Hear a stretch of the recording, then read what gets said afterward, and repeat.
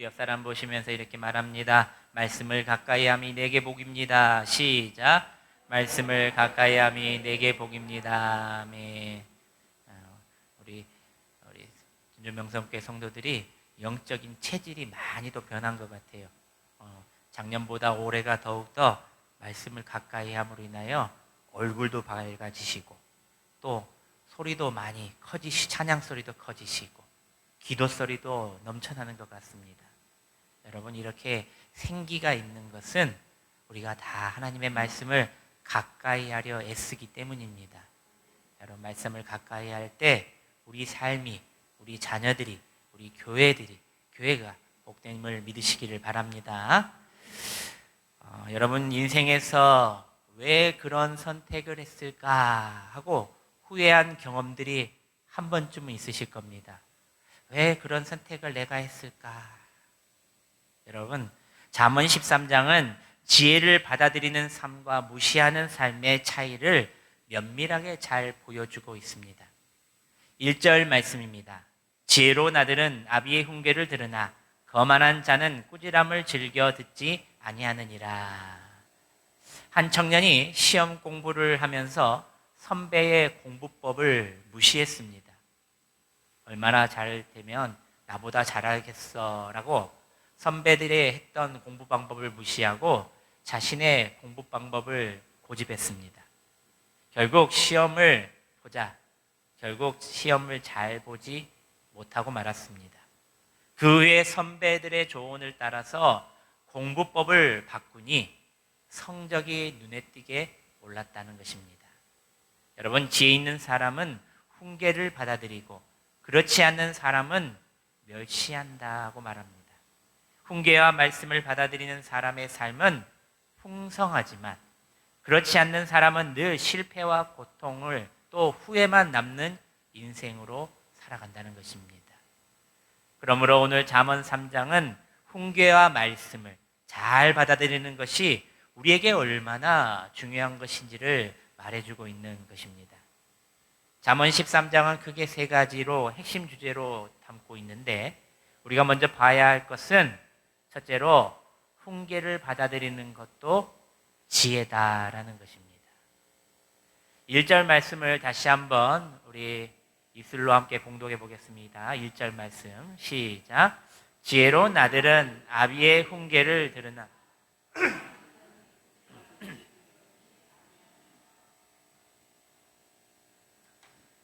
훈계를 받아들이면 삶이 안전하고 풍성해진다는 것입니다. 부모 그리고 목회자, 친구의 충고를 겸손히 듣는 것과 그들의 성공과 실패의 실수 과정들에게서 배운 모든 것이 있다는 것입니다. 여러분, 우리 자녀들에게 이렇게 하지 말아라, 저렇게 해라, 저렇게 하면 더 좋다, 이렇게 늘 말하는 것이 무엇입니까? 우리가 한 번, 두 번은 실패했기 때문에 우리 자식들이 실패의 길, 후회 없는 인생을 살기 위해서 그렇게 말해주는 겁니다. 우리 자녀들은 그것을 어떻게 받아들입니까? 잘 받아들입니까? 잔소리요. 그것이 참견이요. 요즘에는 내 생활은 내 생활이다 라고 자녀들, 부모님들이 말하지 마세요. 내 마음대로 살겠습니다 라는 자녀들이 많다고 합니다. 어린 시절 식당이나 공공장소에서 자녀들이 소리 지르고 뛰어다니지 말라는 부모의 경고를 무시하면 큰 사고가 난다고 했습니다. 하지만 이 모든 경고를 듣고도 자녀들이 조심하며 안전하다고 식당에 뛰놀아 다니는 것이 아닙니다. 우리나라에 진짜 있었던 일입니다. 어느 날 한 가족이 외식을 하러 한 숯불갈비 식당으로 왔습니다. 부모는 음식이 나오기를 기다리며 아이에게 식당 안에서는 뛰지 말고 조용히 있어라고 여러 번 당부했습니다. 하지만 아이는 이 부모의 말에 무시하고 식당 내부를 이리저리 소리를 지르며 뛰어다녔다는 것입니다. 한편 종업원은 숯불 근처에서 구이용 석쇠와 숯불을 옮기고 이번에는 갈비탕이 든 뜨거운 그릇을 들고 다음 테이블로 이동 중이었습니다. 그때 아이가 앞도 보지 않고 힘껏 달리다 그 종업원과 부딪히고 말았다는 겁니다. 그 충격으로 뜨거운 국물이 아이의 얼굴과 팔 쪽에 쏟아져서 2도, 3도의 화상을 입게 되었다는 것입니다. 아이의 부모는 식당을 상대로 손해배상을 청구했고 이 법원은 이 사건에 대해서 이렇게 판결했다는 것입니다. 주문, 아이가 아직 어리다면 위험을 스스로 인지할 능력이 제한적이므로 보호자나 업주가 주의할 책임이 있다는 점, 그러나 부모도 보호자 책임을 다하지 못한 과실이 있다는 점, 종업원 및 식당 측에는 뜨거운 국물을 운반할 때 손님과 부딪히지 않도록 주의할 의무가 있다. 결국 법원은 식당 측과 부모 양측에 책임을 물었고 일정 비율로 배상 책임을 배분받았다는 것입니다. 이 판례는 실제로 2008년에 충북 제천의 숯불갈비 식당에서 일어난 일입니다. 이 법원은 식당 주인과 아이 부모에게 절반씩 책임이 있다 이렇게 판결을 내린 것입니다. 사랑하는 여러분, 훈계는 제한이 아니라 안정을 지키고 생명을 지키는 길임을 아시길 바랍니다.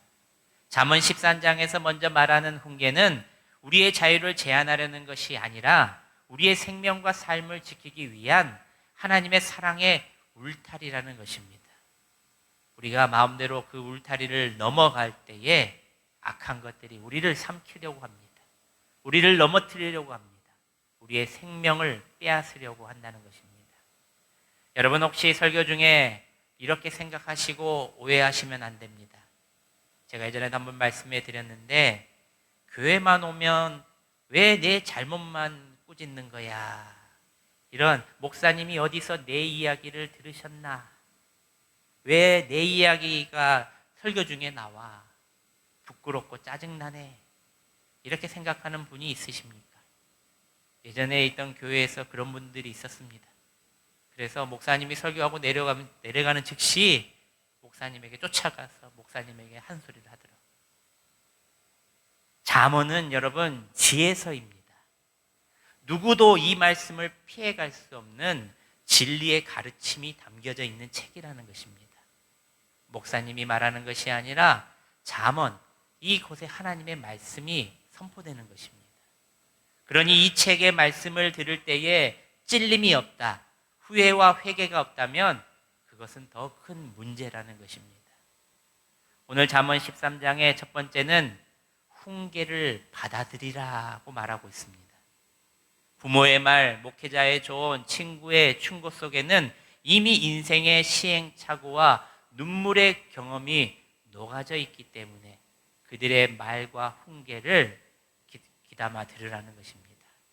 그 음성을 귀 기울여 듣는 자는 안전한 길을 걷게 되고 그 훈계를 무시하는 자는 결국 위험에 스스로 노출되고 된다는 사실입니다. 하나님의 말씀과 사람들의 권면을 겸손히 잘 받아들이는 것이 지혜임을 아시길 바랍니다. 때로는 훈계가 잔소리 같고 귀에 거슬리고 마음에 부담되고 내 생각과 다르다고 느껴질 때가 있지만 시간이 지나고 돌아보면 그 말들이 나를 위한 사랑의 말들이었다라는 것입니다. 나를 살리는 말이었다. 위기를 막아주었던 말이었다라고 나중에 보면 깨닫게 된다는 것입니다. 그러므로 훈계를 받아들이는 것이 지혜임을 기억하시길 바랍니다. 오늘 잠언 13장의 첫 번째 말하는 것이 바로 훈계를 받아들이는 것이 지혜다라는 겁니다. 두 번째로 근명과 정직의 삶을 살아가는 것이 지혜다라고 말하고 있습니다. 우리 4절 말씀을 우리 스크린을 보시면서 함께 봉독합니다. 시작. 게으른 자는 마음으로 원하여도 얻지 못하나 부지런한 자의 마음은 풍족함을 얻느니라. 네. 미국의 전설적인 투자자이자 기업가인 세계적인 부자 중 한 사람인 윌렌 버핏이라는 사람이 있습니다. 어린 시절 이는 작은 일에도 성실했다고 말합니다. 결국 그는 말합니다. 성공은 성실함에서 비롯된다. 하나님께서는 과정 속에서 성실을 더 높이 평가한다는 것입니다. 열매도 보시지만 그 과정을 더욱더 하나님께서는 눈여겨보신다는 것입니다. 성경에 나오는 요셉을 한번 보십시오. 성실함과 근면의 대표적인 인물입니다. 그는 형들에게 미움을 받아 애굽의 종으로 팔려갔지만 낙심하거나 불평하지 않았습니다. 오히려 주어진 자리에서 최선을 다하며 일했고 그 손에 맡겨진 일마다 하나님께서 형통하게 하셨습니다. 보디발의 집에서도 억울하게 갇힌 감옥에서도 요셉은 자신의 성실함을 잃지 않았다는 겁니다. 그의 태도는 환경에 좌우되지 않았습니다. 어디에 있든 성실했다는 겁니다. 그 결과 그의 몸에 밴 성실함으로 끝내 인정받아 결국 애굽의 총리가 되어 온 나라를 다스리는 풍요의 삶을 살게 되었다는 것입니다. 요셉만 그랬을까요? 요셉의 가족까지도 요셉의 성실함으로 인하여 복받게 되었고, 요셉 가족만 뿐만이었을까요? 이스라엘 백성들까지 모두 복을 받게 되었다는 것입니다. 요셉의 성공은 한순간의 기적이 아니라 하나님을 향한 믿음, 하나님께서 향한 항상 나를 보고 계시고 있다는 믿음, 사람의 눈이 아니라 하나님이 보시기에 나는 이렇게 하였다. 그는 매일 성실할 수밖에 없었다라고 고백합니다. 하나님께서는 그러한 성실함, 부지런한 마음과 행동을 기뻐하시고 풍족하게 응답하신다는 것을 기억하시기를 바랍니다. 사랑하는 여러분, 하나님께서는 오늘도 우리의 과정 속에서 성실을 더욱더 귀하게 보십니다. 겉보기에는 작은 일이라 할지라도 그 안에 정직함과 근면이 있다면 하나님께서는 반드시 그것을 기억하시고 풍요로 갚아주신다는 것입니다. 그러므로 하나님도 기뻐하시는 이 성실함을 여러분들이 가지시기를 바랍니다. 직장과 가정에서 성실하고 정직하게 오늘도 살아가시길 바랍니다. 태도 유지가 중요합니다. 믿는 자들은 조금 더, 한 스푼 더 성실함이 있어야 한다는 겁니다. 우리의 삶의 모습이 늘 코람되어 하나님 앞에 서야 한다는 것을 기억하시기를 바랍니다. 노력과 성실이 삶의 풍요로 이어진다는 것을 기억하시고 오늘도 이번 한 주간도 우리의 일평생 성실함을 잃지 않고 살아가시는 여러분들이 되시기를 바랍니다. 마지막 세 번째로 우리의 말과 행동이 지혜다라고 말하고 있습니다.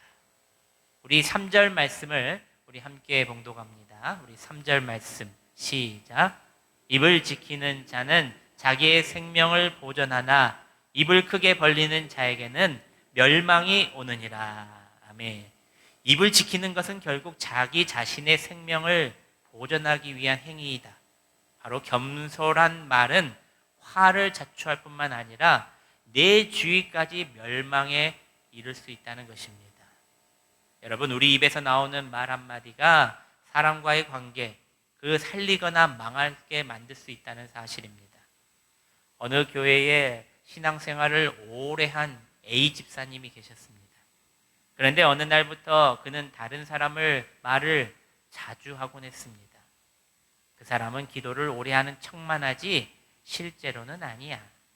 저 집은 헌신하는 척만 하지 속을 보면 달라, 또 달라.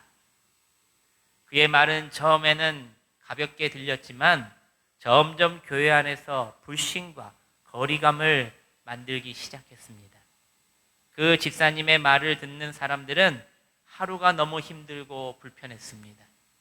교회에 은혜 받으러 왔는데 그 이야기를 들어주는 것이 꼭 함께 재짓고 돌아가는 것 같다라고 여기는 사람이 늘어났습니다. 그런데 교회에서 누구를 조심해야 한다. 그 사람 앞에서도 말 조심, 행동 조심해야 한다.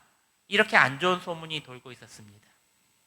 그런데 그 사람이 누구야? A 집사님은 찾고 다니며 궁금해했습니다. 놀랍게도 그 소문의 주인공이 바로 자신이었다는 겁니다. 그제서야 A 집사님은 깨달았습니다. 내가 던진 말이 부메랑처럼 다시 내게 돌아오는구나. 내 눈에 들보를 보지 못하고 남의 눈에 들보만 들여보려는 입방정 떨었구나. 그는 그 일 후에 깊은 회개를 하며 다시는 다른 사람에 대해서 안 좋은 이야기를 하지 않았다는 이야기입니다. 우리의 험담, 거짓말, 불필요한 말에 자제가 있어야 합니다. 입술을 지키는 것은 단순히 말을 삼가라는 것이 아니라 이 불필요한 말들로 인하여 생명을 죽일 수 있고 영혼을 죽일 수 있기 때문입니다.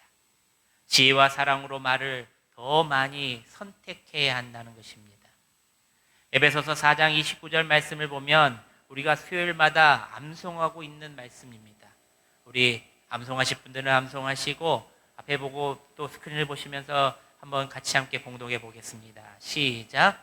무릇 더러운 말은 너희 입 밖에서 내지 말고 오직 덕을 세우는데 소용하는 대로 선한 말을 하여 듣는 자들에게 은혜를 끼치게 하라. 아멘. 할렐루야. 더러운 말을 너희 입 밖에도 내지 말고 오직 덕을 세우는데 소용되는 대로 선한 말을 하여 듣는 자들에게 은혜를 끼치게 하라. 선한 말을 더 많이 하라는 것입니다. 사랑하는 여러분, 입술을 지키는 것은 단순히 말을 하지 않는 것이 아니라 나쁜 말보다 하나님의 뜻을 담는 말, 사랑의 말을 더 많이 선택해야 한다는 것입니다. 오늘 말씀처럼 입을 지키는 자는 생명을 보존하거니와 입술을 크게 벌리는 자에게는 멸망이 온다. 이렇게 말하고 있습니다. 우리가 이 말씀을 마음에 새겨 불필요한 말 대신 사랑의 말, 비난의 말 대신 덕을 세우는 말, 험단 대신 축복의 말을 하며 살아가시는 여러분들이 되시기를 바랍니다. 사랑하는 성도 여러분, 말씀을 맺습니다. 잠언 13장은 우리에게 세 가지 지혜를 오늘 가르쳐주고 있습니다. 첫째로 훈계를 받아들이는 것도 지혜다라는 겁니다.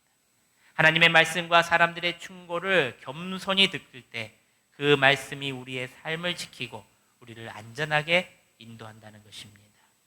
두 번째로는 근면과 정직한 삶이 지혜다고 말하고 있습니다. 요셉처럼 어떤 환경에서도 근면하고 정직하며 성실함을 잃지 않고 살아갈 때 하나님께서 복 주시고 주위 사람들까지 모두 복을 받게 된다는 사실입니다. 셋째로는 입을 지키는 것도 지혜다라고 말합니다.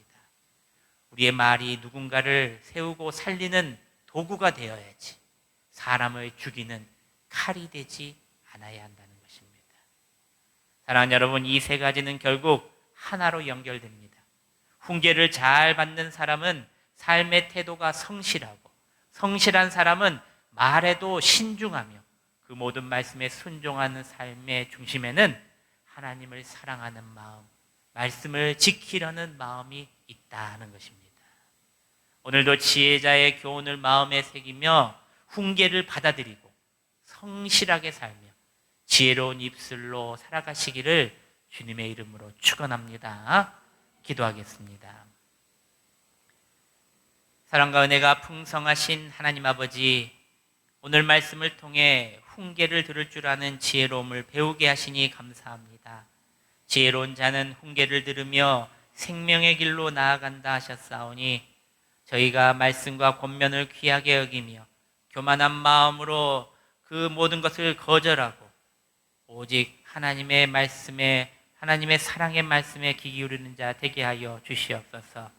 늘 듣는 귀를 열어주시고 순종하는 마음을 허락하여 주셔서 게으름과 불성실함을 버리고 주어진 자리에서 정직하고 성실하게 살아가게 하시고 작은 일에도 하나님을 의식하며 사람 앞에서가 아니라 하나님 앞에서 최선을 다하며 살아가는 저희들이 되게 하여 주시옵소서.